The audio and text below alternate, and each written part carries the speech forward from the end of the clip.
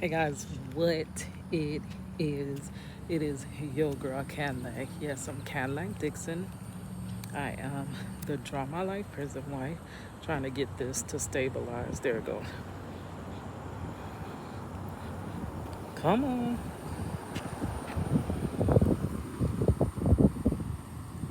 I am the Draw My Life prison wife. I am the legally blind artist that is rapping and painting for justice. Hoping, girl. Y'all hear them birds? Yes. To see justice. Oh, hold on. Money said I can't do that. If I'm doing the intro, I must do it correct, girl. Hoping to see justice before all fades to black. Yes, it's your girl Cadillac. Anyways, I am coming through today on June the 8th. Okay. Oh, nice. So, today I wanted to go ahead. All right. Okay, so today I wanted to go ahead and do that bad luck birthday story time that I've been wanting to do for the last few years since I've been doing YouTube. Y'all know I jumped back on YouTube in 2020, basically trying to get my little channel monetized, so that I can be a creative from whatever location, so I'm not stuck to a workshop or whatever. That's the whole point in case in this channel, and also to use the channel to fight for justice for my cause, which is to just put my family back together. Y'all already know that stuff, girl. So since I've been on YouTube, I've been wanting to do a bad luck birthday story time, because y'all know my birthday just passed June the 5th. Okay, so I just turned 42 years old. So y'all know how I feel like about birthdays too, girl. I tend to try to ignore them because y'all already know what thoughts arise out of birthdays. Oh, girl, you just getting older and you ain't did nothing yet, and you still chasing your goals and your dreams and ain't got nowhere and need to go take several seats. Those are the thoughts that played through my mind when I'm confronted with the thoughts of birthdays, right? But I wanted to do a specific story about all the bad things that seem to happen around my birthday, which is so crazy to me. It's almost like every year we're like, wait, or money. She'd be like, Mom, your birthday coming up.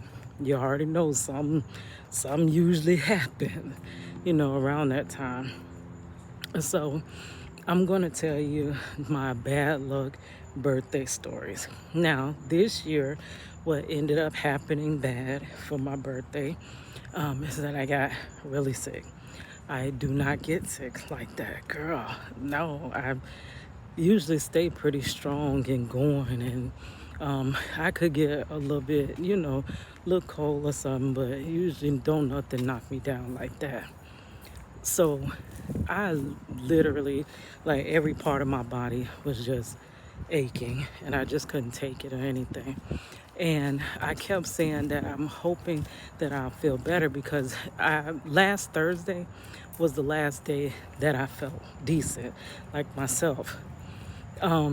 And my birthday was that Monday. So I'm like, yeah, I'm not feeling too well, but we got all the way till Monday. Your girl gonna be back in action, because we were supposed to go in Sanford. They have this boat ride that on the St. John's River. It's a steamboat or something like that. And that's what I've been wanting to do for a while. A coworker had told me about it, because like my coworkers know that I vlog and I do YouTube. I don't think any of them actually watch the channel, so they don't know the basis of the channel, but they do know that I talk about being a creative and vlogging and stuff like that, and they know I'm an artist. So she tells me that they have this riverboat and you should go do that. So I'm like, yeah. And especially how Juju loves boats, my nephew Juju, and how I love to do things with them. So I'm like, yeah, that'll be perfect. We could do that for my birthday.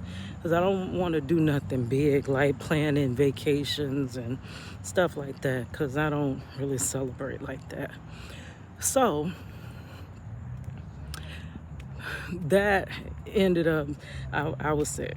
I was not able to hardly do anything. I finally started feeling a little bit decent on my birthday, and I was able to go out with money. I don't even know if I released all of those vlogs, the vlogs of me and money going around and just getting all the free stuff that companies and stuff offer you for your birthday. That's how we spent this birthday, which was really fun, but that was money's idea, because everything else that we had planned had fell through. The boat trip, you had to plan that ahead, so we weren't able to make the reservations because I was sick, and plus my finances are going to be so that didn't happen. And then after that, I wanted to do something called floating. I am going to do that, but have not yet, where it's thousands of pounds of Epsom salt. And they have these baths that they call them pods. But there's these baths, and you get in it and you immerse your whole entire body. Like, even, when you sit in the bathtub, you can't really lay down, though you can lay back. Your neck, that's the problem that I felt when I tried to get some Epsom salt and sit in the bathtub. I'm like, my neck or my shoulder, that whole upper area doesn't even touch, it don't even touch the water. So I'm still feeling the pain, but it did help my lower back and my hands, my carpal tunnel or whatever. So I was like, let's do that. But when money looked around, it was actually more than it had advertised. It was advertising too for $100. And then when we actually went to book, and I was like, you know what, since it's $80 a person, let's just pay it. That's when money said that they're all booked up for the day. So we weren't able to do that. Now, I did do the little chiropractic class. Y'all seen that vlog, and now y'all see I'm under treatment. So that was this year's basic. And then money seems to think that now I'm allergic to Dr. Pepper, because we had went to Dairy Queen on my birthday because they were offering something free, and I got a drink. And y'all know I love Dr. Pepper. If y'all don't know, then now y'all know. Love Dr. Pepper. And as soon as I put that straw in my mouth and started drinking the Dr. Pepper, my lips started tingling and kind of blew up. And Monty was like, oh, that's your bad luck. So getting sick and then, having swollen lip or whatever. So that wasn't too bad. Like, it could have been a lot worse, and it has been a lot worse. So the second one I'm going to jump into, y'all have heard that story. So that's why I'm making it number 2, because you have already heard it. I'll briefly skim it, but I'll put, if I can find a video from the full story time of this. And I also have a draw my life of this, my slip and fall on my birthday. Girl, and I get fired on my day off, just like Craig. Basically, that year we went out to the family, and that's what I'm like, I'm tired of going out to eat. Like, when it is time to do something like celebrate, why is it always eating? I don't always want to go out to eat. And even though we do go out to eat, like, quite often to vlog and stuff or hang out, I don't tend to eat that much when we go out. I'll like take a few bites, and then the rest I'll take it home for leftovers and never eat it. Like, I don't really have a big appetite like that. But I was like, we went out to Golden Corral. If y'all don't know what Golden Corral is, I don't know if they have it. They probably have it in many other states, but I know in Florida they have Golden Corral. It's an all-you-can-eat buffet. And I would think that they don't have them in some states, because Tom Joyner used to go crazy about that Golden Corral. when he came here, he was like, every time you come to Florida, you got to go to Golden Corral, right? So that would make me think that it's not so popular in other places, so maybe they don't have them, right? Because who would rave about Golden Corral like that? And so there's a Golden Corral right by our house. But my aunt did not want to go to that Golden Corral. It's when you trying to get our family together, my family has too many different moods, too many different, nobody can get on one accord. Not at all in my family. This person has their regards about that location. This person says, oh, I don't want to eat that. This person says, oh, this, and so we can never come together, right? So end up, a family member did not want to go to the Golden Corral that's by the house. So we go to a Golden Corral that is further out in like 2 cities over from us, right? So we go, we eat, we good, we about to go. That day, Ice Cube was coming. And girl, I was broke back then too. Like back then, I was broke and still broke. Like girl, still scraping and serving. I mean, scrapping up, money, whatever. Scripping and scraping, or whatever you want to call it. So, and that my mother was gonna pay for me to go see Ice Cube. Y'all know that I love hip hop, and for me, the people that actually made me fall in love with hip hop was one, Snoop Dogg. Actually, the first people that actually made me like really love hip hop would have been back then was Criss Cross. Criss Cross. Then you had Snoop Dogg, and then after Snoop Dogg was Ice Cube. Y'all already know Today Was a Good Day is my favorite, my absolute favorite song. I do have where we were doing karaoke to that song on my granddaughter's first birthday, right? So I could put that in the description box. So I was finally going to see him. Y'all know I was doing something called Project Reach the World. If you don't know what Project Reach the World is, I can also link a video about that. It is all my art forms that I use to get through all my dark storms. Basically, an artist is nothing without going through something. An artist reflects what they go through their art. So it is all my art, all my different hairstyles, because I am a cosmetologist. I used to do hair sculptures.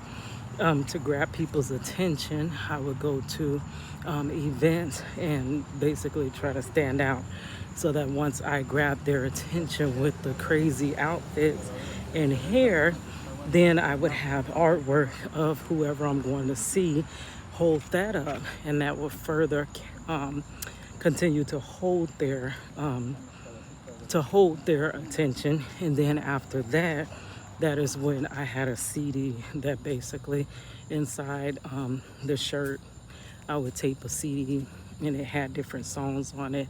And the songs were basically about my situation and what I'm trying to achieve, and how I'm basically this YouTube, like how I'm trying to free my husband or whatever. It was different songs that I wrote about the situation and trying to free him. So that was basically my marketing for my music. So I was gonna go see Ice Cube. Like, there are certain people that I just know Project Reach the World would actually, people would get this story of my husband being wrongfully convicted and excessively sentenced, and they would actually use their platforms to help me get the story out, break it, and get home. Case in point of how now y'all see that Kim Kardashian basically using her platform to free people. T.I., didn't he use his platform to free, I can't remember the old girl name, But people, there are Meek Mills, he's used his platform. David Banner, he's a spokesperson for criminal justice reform and stuff. So, I mean, if these people come across me, basically, what I've seen in the past is that they're helping people's who's, yes, they are, like you fight your remedies in court, but you know court is not fair, so you don't get too far in court, right? So, but you don't see nobody doing all that I've done. I literally have not seen nobody else going and doing as much as I am doing to try to free their loved one or to try to break that story. Like, many would have given up decades ago, like for real. Like as soon as they was busting them off to that prison, they would have gave up. So many don't fight like constantly like I do. And nobody does all this artwork, all this music, all this different stuff. Like nobody, I don't see nobody doing that. Like I'm in a lot of criminal justice reform groups and groups with people who have incarcerated loved ones. And the most they do is make a GoFundMe and a change petition. And what's so crazy, there's just work. There's just work. But I don't see them do much more than that. I don't see them making these intricate campaigns and this and that like I have done. So if someone were to really seen all the work that I've done, I think they would actually, like someone like Ice Cube that is actually has been a political artist, a political rapper, and into politics and actually trying to move the movement forward, you know. I think he would have actually listened. So more than me being a fan of him, he seemed like a potential person that would actually help with Project Reach the World, as well as Queen Latifah. When she was coming here, I was like, oh, that is the person I got to meet. But that concert got canceled, so I never got to meet her or whatever. But I went all out with my Project Reach the World for her. So that was the intent. So after we ate the Golden Corral, I was gonna go to see Ice Cube. And my mama actually said she was gonna buy the tickets. Like I didn't have no money, that's why I didn't buy it earlier. And my mama was gonna buy it. So I'm like, yes, I'm gonna have the time of my life. I'm going to see Ice Cube. So I was like, y'all know that I'm legally blind and I have something called keratoconus. Now, when you have keratoconus, you wear these hard gas permeable contacts. These contacts, I have a video, that ugly video, but it is the most viewed video on my channel. I'll link that in the description box. I cannot get another video to take off like that ugly A video has taken off, which is crazy. But I was showing y'all the hard contacts that I wear. Now it calls to use this solution for gas permeable contacts. It is a solution that formulates almost like the consistency of a booger so that it coats the contact so it can sit in your eye. Like, I don't know if y'all could see it. Let me show you. I think you should be able to see there's a circle that sits in the middle of my pupil. It does not cover my whole pupil and it hurts, like tremendously hurts. So end up that solution, because I have such a rare eye disease, people stopped stocking it. It started getting very hard to find it. Nobody's looking for gas permeable solution. So it was starting to be, when I first started wearing these contacts in about 2011 or so, or was it 2000? When did I find out I was legally blind? I think it was 2011. But when I first started wearing them, it was like 3 different types of solutions. Now the solution is expensive, always been expensive. They're more expensive than the rest, but you know, there was different options. Like you can get a cheaper version, or it had Bot Shalom, and then there was this other one that they had that was cheaper. I can't remember the name of that one, but all of a sudden I started seeing that you couldn't, Walmart start taking it off their shelves. You could never find my gas permeable solution. So every time I would go into a super center, I would see a different super center that is not near where I reside and go to the super center at. I would go in and see, do they have my solution? So that was the whole purpose of stopping that day. Now that day it was raining, so we go in, my aunt and my cousin, they jump on those motorized scooters. I had my sister, I had Money, and I had my oldest nephew, Isaiah. Y'all don't see him too much because he always, he's the one that I went to take to see Spider-Verse. That's the first time we was able to get him out, out the room. And he don't like to go out with us too much like that. He used to when he was younger, but now I guess he's too old for that, he thinks. So all of us were kind of walking into the door of the super center. Now the way that it was set up, I did actually sketch all this out. The way it was set up, it was a double door. It was a smaller super center. No, actually it wasn't even a super center. It was one of those old-fashioned old Walmarts before they turned to super centers. So they weren't set up exactly like the super center.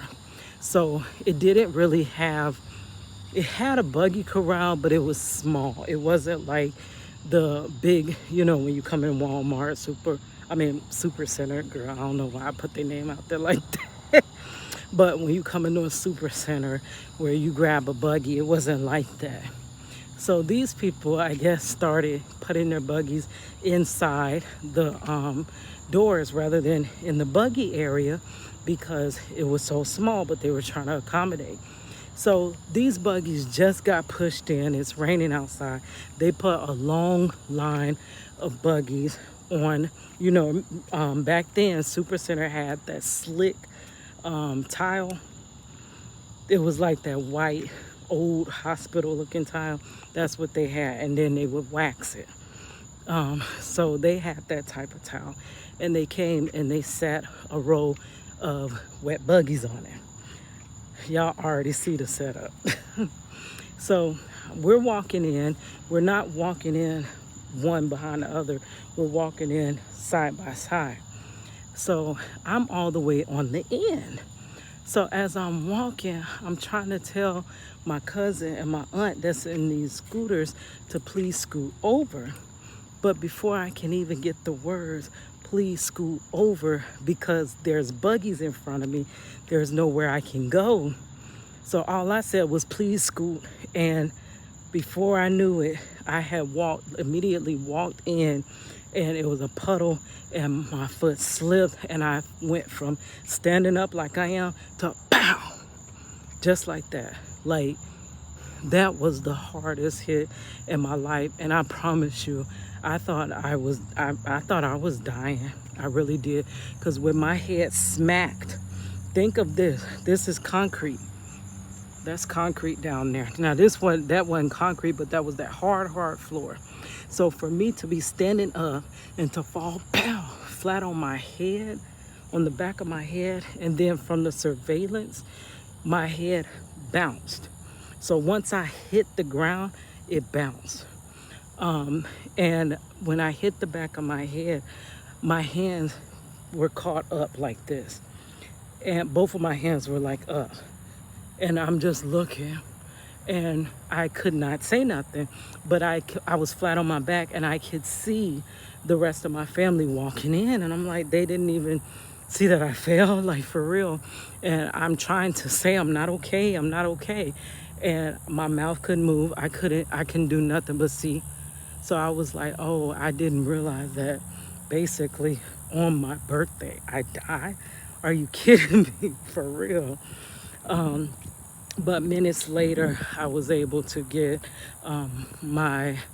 able to move my mouth and say I'm not okay. And then that's when they kind of let me sit right there, but they sat me up. My whole back was drenched, my hair was drenched, my head was swole up in the back, my neck was messed up. And I just went, basically, that moment there is what I'm feeling now. That's why I can barely work to this day. Did have to get a lawyer, and I worked for that super center for 13 years, kind of built up in the company. And because they found out I worked for the super center, not that specific one, but I did work for the super center, they immediately underhandedly started trying to write me up so that they can fire me. They did not want me to no longer work there because I got hurt with the company. Effed up way. And I did not see Ice Cube. I seen some ice cubes, but it wasn't that one. So that was number 2. So I got another bad luck birthday. Oh, I do have this one year. I don't know. That was probably like 2-3 years ago when we weren't really doing too much, but we all hung out as a family. I was running errands, and my aunt, she basically didn't feel good enough to go out with us. I think we were going out to eat again. Like, I want to do more than just eat for my birthday. But some people, that's, but I already explained that. So she was like, come and get my car and just pick me up some food. So I got her car. I believe I got her food. And then I took my sister by the bank. She needed to go to the bank because we were right there by it. So, and I was, we had bought the food, and then I'm looking like, where's her card? I cannot find her card for nothing in the world. Crazy. So we outside the bank. Then I'm walking back and forth. I had, at the time, we only had little Juju. Juju was doing way too much. It was hard to, because when I get overwhelmed, I don't know what's happening. I get sidetracked. My mind can't focus. And I'm like, where the heck did I put this freaking card? And I'm thinking that, my aunt is going to go off, so I got to find this card. Like an hour or so later, and even the bank, the tellers said they was looking on the surveillance, like, why am I like searching through the trash can and stuff, like all up and down outside the bank, because I cannot understand. We literally just went to the bank and came back to the car, like, where's this card? I had got there, and on my way in, an hour or so later, I realized I got there. On my way in, I threw away the container that we were eating out of, and guess what was in the container? Her card. So after digging through the trash, I finally found her card. So that wasn't that bad, but that was another episode that only happens on my freaking birthday. Okay, so the last story that I'm gonna tell y'all, because it is getting dark, was, I think this would have been 2011, where y'all know I started realizing that I was losing my eyesight. I can't remember. Would it have been in 2009? 2009, I think I still was walking around blind, couldn't see nothing. I really do think it was 2011. So that was the year that, every so often, that would have been, because every 10 years they say you have to renew your whole license. And if I got my license in like 2000 or 2001, so 2011 would have been 10 years, right? So I was supposed to get a whole new license. This is when they had kind of started, where you can, they would send you the little flyer out and you could renew your license through the mail. So I was going to do that because I knew that my eyesight was failing. I knew something was wrong. So this is before the miracle of me finding out what this crazy, weird eye disease was that I have, because I had been misdiagnosed so many times, until the point where I knew I was going blind, didn't know what to do. No doctor knew what the heck was wrong with me. So basically I was just, until I lose my sight, you know what I mean? So I knew that if I had to go into the DMV, they would do that eye test. So I was trying to avoid that. I'm like, I cannot go in there because I know I will not pass that eye test. So end up, I was trying to file and get my license done through like renewed online, so that I wouldn't have to go into the office. But I had missed the deadline. So the reason, well, no, that I didn't miss the deadline.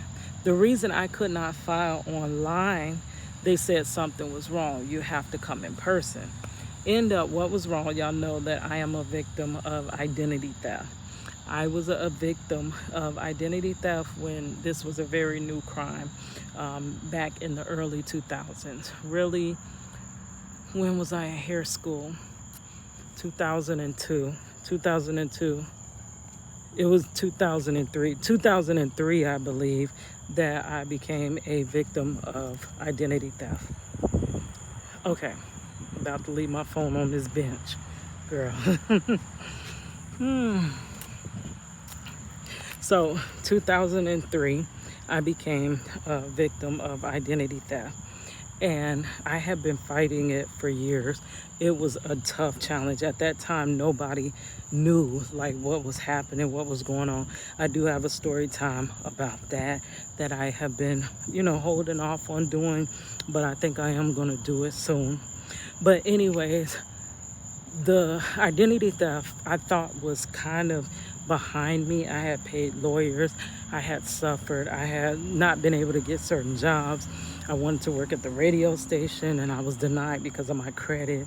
I couldn't do hardly anything because of this horrible credit. The person had taken out student loans under my name, so I was put out of school. That was the first original reason that I left college, was because basically I was put out because the person had collected government school funds under my name. Dang, I've had a crazy life, but I've overcome it. Not where I want to be, but I did overcome that stuff. So I'm thinking all of my identity theft now it's been 7 years. Everything's falling off, some of it, because they would put the stuff on my credit, and my credit was just all screwed up for years, for a long time. So I'm thinking I'm good. Like, I don't have nothing else to worry about. So when I go to renew my license, they say, no, you need to come in person. And I'm like, why? Ends up, there was a problem. Now, when a person stole my identity, they went to Georgia. I live in Florida. That should have been red flag numbered. But when an identity theft happens, especially back then, they didn't give two darns. It's under your name, you're going to pay it. It didn't matter how stupid the situation was. Like, I don't even reside in Georgia, but they were still saying, well, yeah, you could drive there and then you can come back home. So you still could have done all of this. And I'm like, how? When I was at work, they're like, well, you could have got off of work, you could have drove down there, did this and that, and then got back to make it to work on time. And I'm like, who does that? And how would I have done that? But that's what they were going to make it stick to me. Just like the situation of Marcello being arrested for this crime. Even though nothing adds up, they make it stick that it's you. I'm sorry, baby, it's you. And we're not going to change the situation. So that was the same basic situation with the identity theft. So finally, I just had to wait it out. I literally had to wait it out. And it's a very scary situation, because they was like, if the person does something criminally wrong and uses your name, maybe we coming to arrest you. We're not arrested.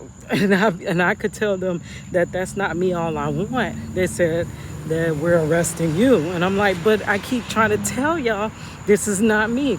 Well, just hope she doesn't do anything wrong. And I'm like, are you kidding me? Just hope she doesn't do anything wrong.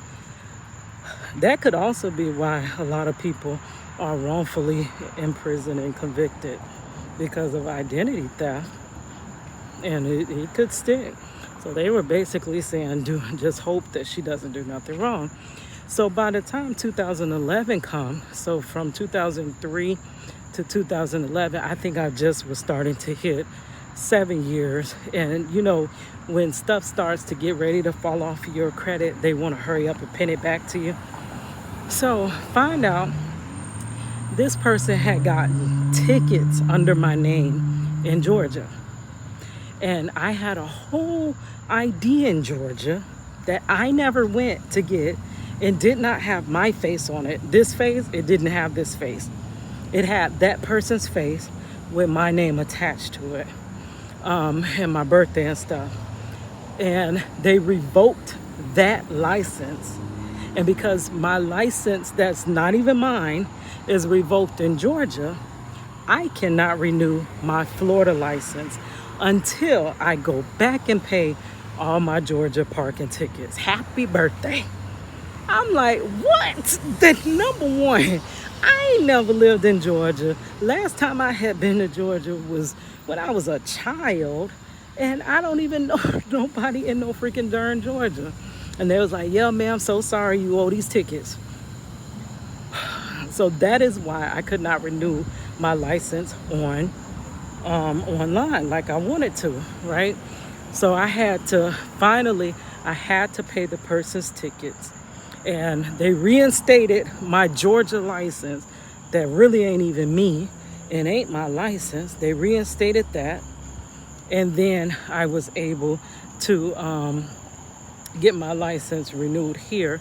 But the thing was, it was too late to do it online because it was a deadline for doing it online. So I had to go inside the DMV. So she's like, oh, you're here to renew your license. Now I knew they didn't always make you do the eye test. This time they did. I guess when you're renewing your whole license, you have to do the eye test. So I go in, and I literally have only one eye. This eye sees nothing, watercolors.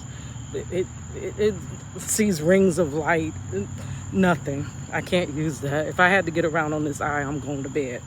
This eye has very, very poor vision, but I can see some. Like, it's not even good, girl.